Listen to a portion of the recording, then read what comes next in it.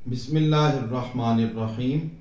एक मौलाना साहब का बयान सुना जो कह रहे हैं कि कब्रिस्तान जाकर कुरान पाक की तिलावत करना जायज़ नहीं।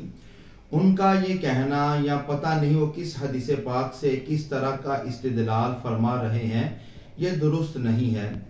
सुनिए नबी अकरम सल्लल्लाहु ताला अलैहि वसल्लम का फरमाने ज़ीशान। रिवायत करने वाले हज़रत अब्दुल्ला इब्ने उमर रदी अल्लाह ताला अन्हुमा, मिशकातुल मसाबीह किताबुल जनाइज़, हदीस का नंबर है 1623। आप फरमाते कि मैंने नबी अकरम सल्लल्लाहु ताला अलैहि वसल्लम को सुना।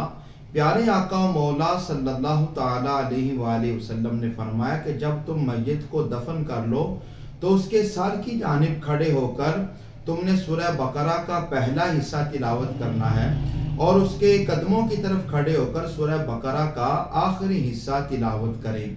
मेरे दोस्तों, अगर कब्रिस्तान जाकर कुरान पाक पढ़ना दुरुस्त ना होता, कब्रिस्तान जाकर कुरान पाक पढ़ना जायज़ ना होता, तो नबी अकरम सल्लल्लाहु ताला अलैहि वसल्लम ये उम्मत को इरशाद क्यों फरमाते। बल्कि बाज़ अहादीस में तो ये भी आता है, बल्कि बुखारी शरीफ की हदीस पाक है, नबी अकरम सल्लल्लाहु ताला अलैहि वसल्लम का जब गुज़र हुआ तो दो कब्र वालों पर अजाब हो रहा था। प्यारे आका मौला सल्लल्लाहु ताला अलैहि वसल्लम ने एक खजूर की शाख के दो टुकड़े किए, एक को एक कब्र पे रखा, दूसरी को दूसरी कब्र पे रखा और इरशाद फरमाया कि जब तक ये तरो ताज़ा रहेंगी अल्लाह ताला कब्र वालों पर इस शाख की टहनी के जिक्र की वजह से अल्लाह ताला इस कब्र पर अपनी रहमतों का नाजिल फरमाएगा और अजाब कब्र में तखफीफ होगी।